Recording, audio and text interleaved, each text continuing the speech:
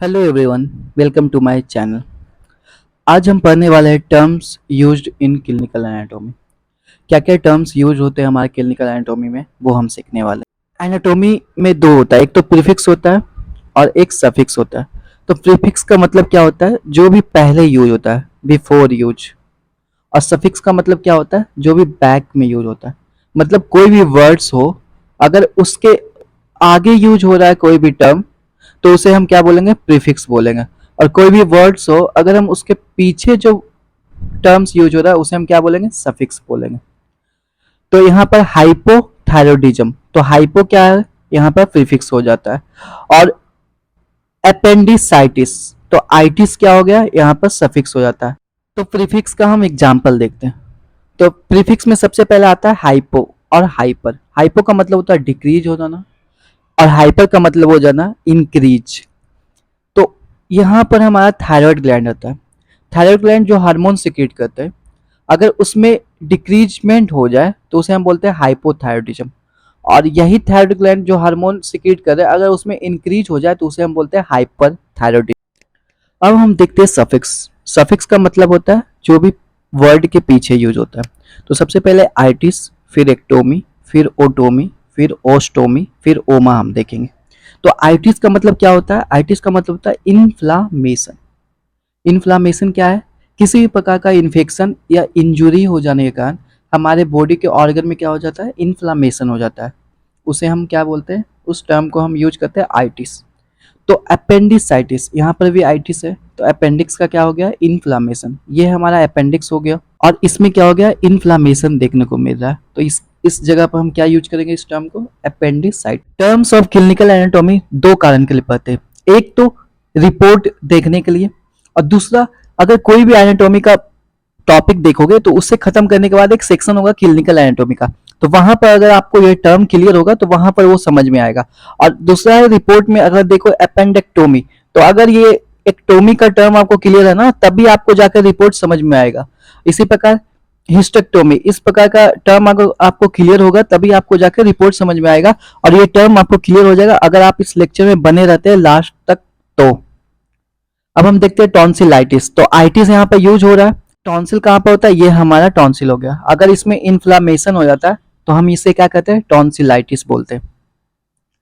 Arthritis, itis यहाँ पे use हो रहा है। आइटिस का मतलब इन्फ्लामेशन, और अर्थराइटिस मतलब ज्वाइंट में इन्फ्लामेशन। ये हमारा नॉर्मल ज्वाइंट हो गया, और यहाँ पर हम देख सकते हैं कार्टिलेज भी नॉर्मल है, ज्वाइंट कैप्सूल भी नॉर्मल है, साइनोवियल मेम्ब्रेन्स भी नॉर्मल है, और बोन भी नॉर्मल है। अब ओस्टियो अर्थराइटिस, आइटिस यहाँ पर भी यूज हो रहा है, और ओस्टियो का मतलब होता है बोन। तो बोन में क्या हो रहा है, इस ज्वाइंट के बोन में क्या हो रहा है, इन्फ्लामेशन हो गया, तो ऑस्टियो अर्थराइटिस। रिमोटॉइड अर्थराइटिस, तो अर्थराइटिस आइटिस यहाँ पर भी है। यहाँ पर देखो, सोइलन इन्फ्लेम्ड साइनोवियल मेम्ब्रेन्स, तो साइनोवियल मेम्ब्रेन्स में जब भी इन्फ्लामेशन आ जाता है तो हम क्या करते हैं, रिमोटॉइड अर्थराइटिस का टर्म यूज करते हैं। तो ये भी क्लियर हो गया। अब हम सेकेंड टर्म देखेंगे, एक्टोमी। एक्टोमी का मतलब क्या होता है, रिमूवल फ्रॉम द बॉडी। मतलब ऐसा कोई भी पार्ट जो हम बॉडी से रिमूव कर दिया गया हो, तो वहां पर हम टर्म यूज करेंगे एक्टोमी का। सबसे पहले अपेंडेक्टोमी, गैस्ट्रेक्टोमी, टॉन्सिलेक्टोमी, नेफ्रेक्टोमी। तो अपेंडेक्टोमी क्या हो गया, एक्टोमी का मतलब क्या हो गया, रिमूवल फ्रॉम द बॉडी। और किसको हम रिमूव करें, अपेंडिक्स को। तो ये देखो, ये हमारा अपेंडिक्स हो गया, जिसको हम क्या कर रहे हैं, अपने बॉडी से रिमूव कर दे रहे हैं। तो ये क्या हो जाएगा, अपेंडेक्टोमी। दूसरा टॉन्सिलेक्टोमी, एक्टोमी यहाँ पर भी यूज हो रहा है। तो एक्टोमी का मतलब क्या हो गया, रिमूवल फ्रॉम द बॉडी। और टॉन्सिल को अगर हम रिमूव करें तो टॉन्सिलेक्टोमी। तो ये देखो, ये हमारा टॉन्सिल हो गया बिफोर सर्जरी, और आफ्टर सर्जरी क्या होगा, हमारा टॉन्सिल क्या हो गया, रिमूव कर दिया गया हमारे बॉडी से। तो यहाँ पर हम टॉन्सिलेक्टोमी बोलेंगे। तीसरा हम देखेंगे गैस्ट्रेक्टोमी। तो ये हमारा स्टोमिक हो गया, ये हमारा स्टोमिक हो गया, और इसमें हम एक पार्ट को रिमूव कर रहे हैं, और इसके सर्जरी के बाद इसे हम क्या बोलेंगे, गैस्ट्रेक्टोमी। थर्ड सफिक्स हम देखने जा रहे हैं, उसका मतलब होता है ओटोमी। ओटोमी का मतलब क्या होता है, open and then close a hollow organ. मतलब कोई भी ऑर्गन को हम ओपन करते हैं और फिर उसे हम क्लोज कर देते हैं, तो उसे हम क्या बोलते हैं, ओटोमी बोलते हैं। तो सबसे पहले लेप्रोटोमी, और दूसरा हो जाएगा हिस्ट्रोटोमी। तो लेप्रोटोमी का मतलब क्या होता है, ओटोमी यहाँ पे यूज हो रहा है, तो ओपन एंड देन क्लोज। और लेप्रो का मतलब होता है वॉल ऑफ एब्डोमेन। तो जब भी हम वॉल ऑफ एब्डोमेन को ओपन कर रहे हैं और फिर हम क्या कर दे रहे हैं, इसे हम वापस क्लोज कर दे रहा है, तो इसे हम क्या बोलेंगे, लेप्रोटोमी। दूसरा हम देखेंगे हिस्टेक्टोमी। इक्टोमी यहाँ पर भी है। इक्टोमी का मतलब क्या होता है, ओपन एंड देन क्लोज, और हिस्टो का मतलब होता है यूट्रस। तो यूट्रस के पार्ट जहाँ पर होता है वहां पर हम इसे ओपन करेंगे और फिर हम क्या कर देंगे, क्लोज कर देंगे, तो यहाँ पर क्या हो जाएगा, हिस्टेक्टोमी हो जाएगा। अब हम फोर्थ टर्म ऑफ सफिक्स को बात करेंगे, वो है हमारा ओस्टोमी। तो ओस्टोमी का मतलब होता है to open hollow organ and leave it open, वहां पर हम टर्म यूज करेंगे ओस्टोमी का। तो सबसे पहला आता है सिस्टोस्टोमी, कोलोस्टोमी, ट्रैक्योस्टोमी। तो सिस्टोस्टोमी में क्या आता है, सिस्टो का मतलब होता है यूरिनरी ब्लैडर, तो हम इसे, और ओस्टोमी का मतलब क्या होता है, open and then leave it open. तो यहाँ पर हम क्या करेंगे, यूरिनरी ब्लैडर, ये हो गया हमारा यूरिनरी ब्लैडर, और इसे हम क्या कर देंगे, ओपन कर देंगे, और इसे हम ओपन ही रहने दे देंगे। ये देखिए, ये हो गया हमारा एग्जाम्पल सिस्टोस्टोमी का। कोलोस्टोमी, कोलोस्टोमी क्या हो जाएगा, कोलोन का मतलब होता है लार्ज इंटेस्टाइन, और ओस्टोमी का यहाँ पर भी टर्म यूज हो रहा है। ओस्टोमी का मतलब क्या होता है, to open and then leave it open. तो यहाँ पर देखो, हमारा लार्ज इंटेस्टाइन का ये पार्ट है, और इसे हम क्या कर दे रहे हैं, ओपन कर दे रहे हैं, और इसे हम ओपन के ओपन ही रहने दे रहे हैं। तो ये क्या हो जाएगा, एग्जाम्पल हो जाएगा कोलोस्टोमी का, और इस प्रकार का टर्म आपको रिपोर्ट में देखने को मिलेगा। फिर हम देखेंगे ट्रैक्योस्टोमी। तो ओस्टोमी का यहाँ पर भी बात हो रहा है। ओस्टोमी का मतलब क्या होता है, to open and then leave it open, और ट्रैक्यो का मतलब ट्रैकिया। तो देखो हमारा ट्रैकिया में क्या हो रहा है, इसे हम ओपन कर दे रहे हैं, और फिर हम इसे क्या कर रहे हैं, ओपन ही रहने दे रहे हैं। तो ये क्या होता है, ट्रैक्योस्टोम। ओमा का मतलब होता है ट्यूमर, और ट्यूमर क्या होता है, ओवर प्रोडक्शन ऑफ सेल। जब भी सेल का ज्यादा प्रोडक्शन होने लगता है तो उसे हम ट्यूमर बोलते हैं, और वो एक प्रकार का टिश्यू का मास बन जाता है। सबसे पहला आता है लिपोमा, दूसरा आता है ओस्टियोमा, तीसरा आता है न्यूरोफाइब्रियोमा, चौथा आता है हिमैंजियोमा, और पांचवा आता है कार्सिनोमा। तो लिपोमा को हम देखेंगे। ओमा यहाँ पर यूज है मतलब ट्यूमर, तो लिपोमा का क्या हो जाएगा, fatty lump between skin and muscle, मतलब हमारे स्किन, ये हमारा लिपोमा हो गया, हमारे स्किन और मसल के बीच में क्या हो जाएगा, फैटी लंप जमा हो जाएगा, और एक ट्यूमर का स्ट्रक्चर बना देगा, जिसे हम क्या बोलेंगे, लिपोमा बोलेंगे। ये भी क्लियर। ऑस्टियोमा, यहाँ पर भी ओमा का यूज है, और ऑस्टियो का मतलब होता है बोन। तो जो भी ट्यूमर बोन पर होगा उसे हम क्या बोलेंगे, ऑस्टियोमा बोलेंगे। ये फ्रंटल बोन के ऑस्टियोमा। तीसरा हम देखेंगे न्यूरोफाइब्रियोमा। तो यहाँ पर हो जाएगा, ओमा यहाँ पर भी है मतलब ट्यूमर, और न्यूरोफाइब्रियोमा इस प्रकार का स्ट्रक्चर आपको देखने को मिलेगा न्यूरोफाइब्रियोमा में, कॉमन कंडीशन है। हिमैंजियोमा, हिमैंजियोमा ओमा यहाँ पर भी है, और हिमैंजियोमा मतलब ग्रोथ ऑफ ब्लड वेसल, मतलब हिमैंजियोमा को क्या बोलते हैं, growth of blood blood vessel tumour हम बोलते हैं। और इस प्रकार से ये पिक्चर में दिखेगा, यहाँ देखो आप, सुपरफिशियल हिमैंजियोमा होता है, डीप हिमैंजियोमा होता है, और दोनों मिक्स होता है, सुपरफिशियल प्लस डीप, और ये इसे हम बर्थ मार्क भी बोलते हैं। तो ये हमारा एग्जाम्पल हो जाएगा हिमैंजियोमा का। अब हम देखेंगे कार्सिनोमा। कार्सिनोमा ओमा यहाँ पर भी है तो ट्यूमर, और कार्सिनोमा एक ऐसा ट्यूमर होता है जो अपने प्लेस को चेंज करते रहता है, अपने प्लेस को क्या करता है, चेंज करते रहता है। और ये कैंसर कहाँ फॉर्म होता है, हमारे एपिथेलियम टिश्यू में फॉर्म होता है। दो प्रकार के कैंसरनोमा देखेंगे हम, एक बेसल सेल कार्सिनोमा, एक स्क्वायमस सेल कार्सिनोमा, इस प्रकार से होता है। और ये बेसल सेल कार्सिनोमा हो गया। प्यूबर्टी, प्यूबर्टी क्या होता है, जहां पर हमारा सेकेंडरी सेक्सुअल कैरेक्टर का डेवलपमेंट होता है, उसे हम क्या बोलते हैं, प्यूबर्टी बोलते हैं। मेल में ये कहाँ से होता है, 13 से 16 एज के बीच में होता है, और फीमेल में 12 से 15 ईयर्स के बीच में होता है।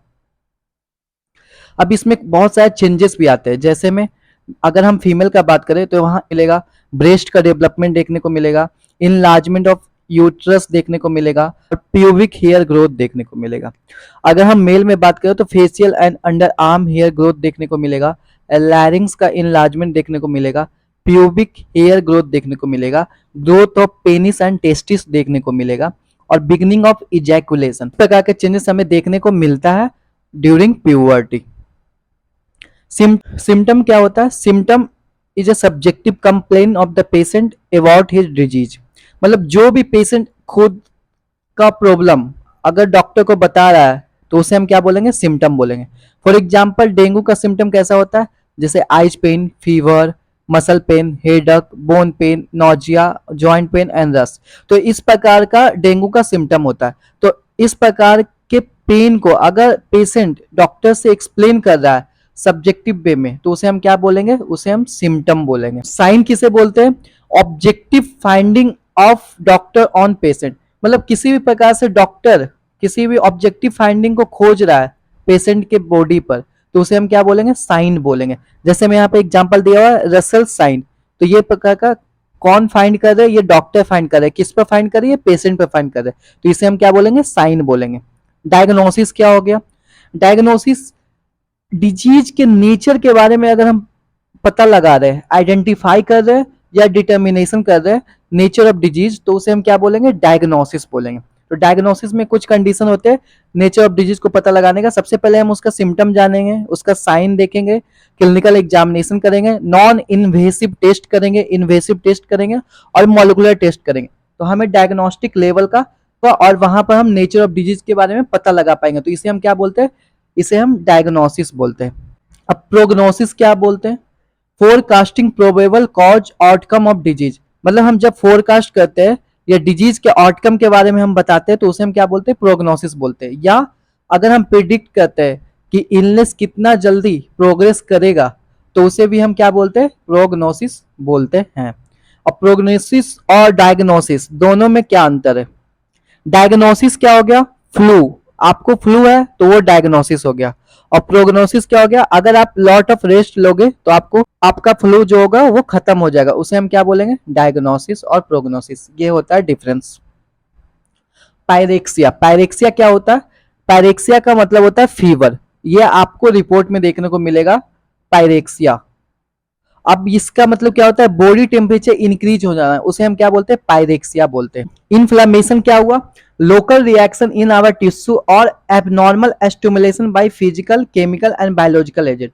मतलब किसी भी प्रकार का रिएक्शन हो गया, चाहे वो हमारा एबनॉर्मल स्टिमुलेशन क्रिएट कर रहा है, तो उसे हम क्या बोलेंगे, इन्फ्लामेशन बोलेंगे। जैसे पेन होगा, हीट होगा, रेडनेस होगा, स्वेलिंग होगा और लॉस ऑफ फंक्शन लास्ट में हो, ये ऐसा कंडीशन है जो इन्फ्लामेशन का होता है।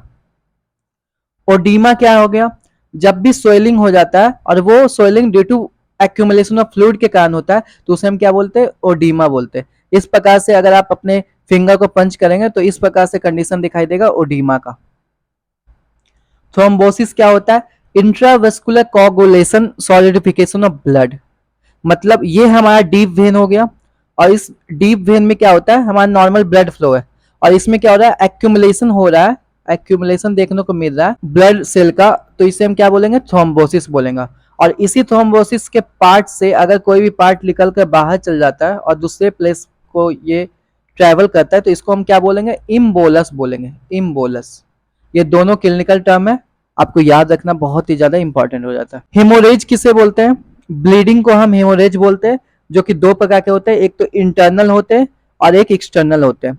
तो इंटरनल, ये एग्जांपल हो गया इंटरनल ब्लीडिंग का, ये हमारे ब्रेन हो गया, ब्रेन में इंटरनल ब्लीडिंग हो रहा है, हमारा ब्लड वेसल रैप्चर हो चुका है, इसके कारण ब्लड बाहर आ रहा है, तो ये हमारा इंटरनल ब्लीडिंग हुआ। एक्सटर्नल ब्लीडिंग कैसा होता है, कोई भी एक्सीडेंट हो गया उसमें ब्लड जो भी निकलता है वो होता है हमारा एक्सटर्नल ब्लीडिंग। तो हेमोरेज का सिंपल मीनिंग है, अगर आपको ब्लीडिंग हो रहा है तो ये होगा हेमोरेज। अल्सर क्या है, लोकलाइज्ड ब्रीच, गैप और erosion surface continuity of the skin और म्यूकस मेम्ब्रेन। मतलब एक प्रकार का गैप क्रिएट हो जाए या इरोजन आ जाए, कहां पर, कंटिन्यूटी ऑफ स्किन पर या म्यूकस मेम्ब्रेन पर, तो उसे हम क्या बोलेंगे, अल्सर बोलेंगे। जैसे में ये हमारा अल्सर है, ये हमारा अल्सर दिखाई दे रहा है। तो thank you so much for watching this lecture.